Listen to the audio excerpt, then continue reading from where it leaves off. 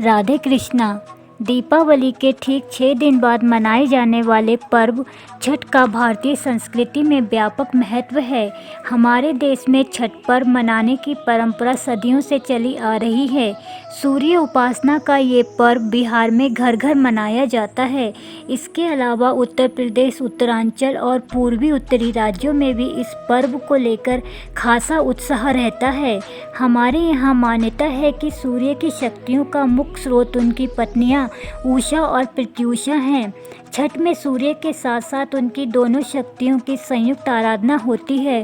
प्रातः काल में सूर्य की पहली किरण उषा और संध्या काल में सूर्य की अंतिम किरण प्रत्युषा को अर्घ्य देकर दोनों का नमन किया जाता है। छठ पूजा में साफ सफाई का बहुत और पवित्रता का ध्यान रखना बहुत ज़रूरी होता है। धुले घर आंगन फिर से धोए जाते हैं।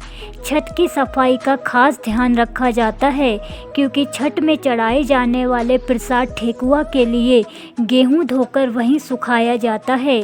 ठेकुआ बनाने के लिए बाजार से खरीदा आटा कतई इस्तेमाल नहीं किया जाता। धुले गेहूं को पीसने के लिए आटा चक्कियों की भी विशेष सफाई की जाती है। छठ पर्व का शुभारंभ कद्दू भात या नहाय खाए से होता है। कद्दू भात यानी लौकी की बिना प्याज लहसुन की सब्जी और अरवा चावल का भोजन, और नहाय खाए यानी गंगा में स्नान करके भोजन पकाना और खाना। व्रती यानी घर की प्रमुख महिला जो छठ का व्रत रखती है के साथ साथ घर के सभी सदस्यों का उस दिन का खाना यही कद्दू भात होता है। कद्दू भात के अगले दिन व्रती महिला दिन भर का उपवास रखती है और संध्या काल में देवी देवताओं की पूजा अर्चना करती है।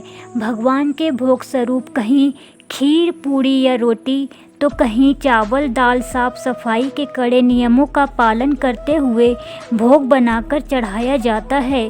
साथ में सभी मौसमी फलों का भी भोग लगता है। पूजा करने के बाद व्रती महिला भोग सामग्री से ही व्रत तोड़ती है जिसे खरना कहते हैं। घर के सभी परिजन इस बात का पूरा ध्यान रखते हैं कि व्रती महिला निःशब्द वातावरण में भरपेट भोजन कर ले क्योंकि इसे अगला पूरा दिन निर्जल उपवास रखना होता है। खरना के उपरांत घर के सभी लोग प्रसाद ग्रहण करते हैं। इस प्रसाद को ग्रहण करना काफ़ी महत्वपूर्ण माना जाता है और आस पड़ोस के जिन घरों में छठ की पूजा नहीं होती उनके सदस्य भी आकर श्रद्धापूर्वक प्रसाद ग्रहण करते हैं। तीसरा दिन काफ़ी गहमा गहमी वाला होता है क्योंकि इसी दिन संध्या में डूबते हुए सूरज को अर्घ्य देने के लिए गंगा तट या पास के किसी अन्य नदी या तालाब पर श्रद्धालुओं का हुजूम जुटता है। इस दिन छठ के गीत गाए जाते हैं। सभी पूजन सामग्री को बांस से बने सूपों में सजाकर साफ धुली धोती में बांधकर श्रद्धापूर्वक सिर पर रखकर नंगे पैर घाट तक ले जाते हैं। घाट पर सूपों को अस्त होते सूर्य की दिशा क्रम में घी के दिए जलाकर रखते हैं। व्रती महिला नदी में स्नान करती है और पानी में खड़े होकर ही भीगे आंचल को हथेलियों पर रखती है। दूसरा व्यक्ति प्रसाद सामग्री से सजे सूपों को एक एक करके व्रती महिला की हथेलियों पर रखते जाते हैं और श्रद्धालु सूर्य देव का स्मरण करते हुए सूप के समक्ष जल का अर्घ्य देते हैं। सूर्य अस्त होते ही सभी समूह घर वापस आ जाते हैं। सूरज की अंगड़ाई लेने से पहले ही सभी लोग नहा धोकर साफ कपड़े पहनकर घाट पर जाने को तैयार हो जाते हैं। सूपों के बीच की सामग्री रात में बदल दी जाती है। फिर उसी प्रकार सूपों को घाट पर ले जाकर सजाया जाता है।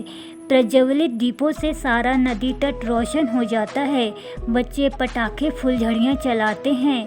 व्रती नदी में स्नान कर भीगे वस्त्रों में सूपों को अपनी हथेलियों पर रखती है और सभी श्रद्धा से पूरब में लालिमा बिखेर रहे सूर्य देवता को अर्घ्य देते हैं।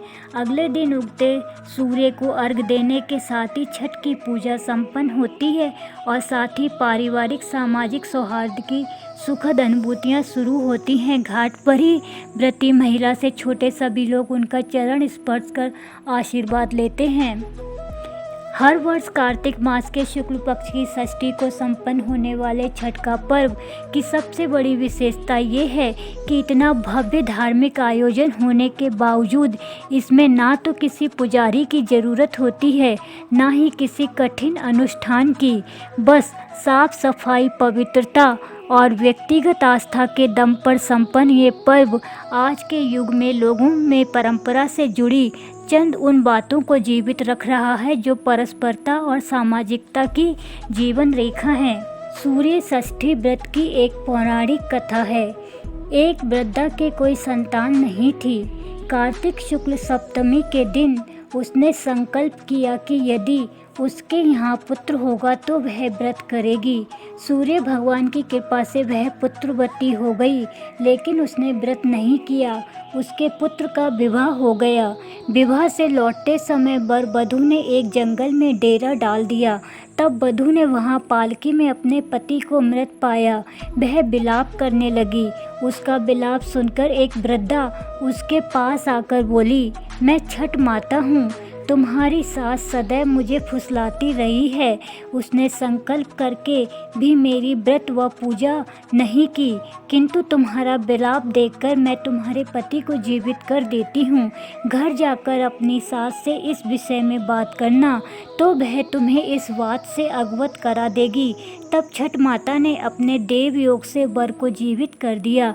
घर पहुंचकर वधू ने जब अपनी सास से सारी घटना बताई तो सास को अपनी भूल का एहसास हुआ और उसने अपनी भूल स्वीकार करते हुए आगे से सूर्य षष्ठी का व्रत करने का संकल्प लिया।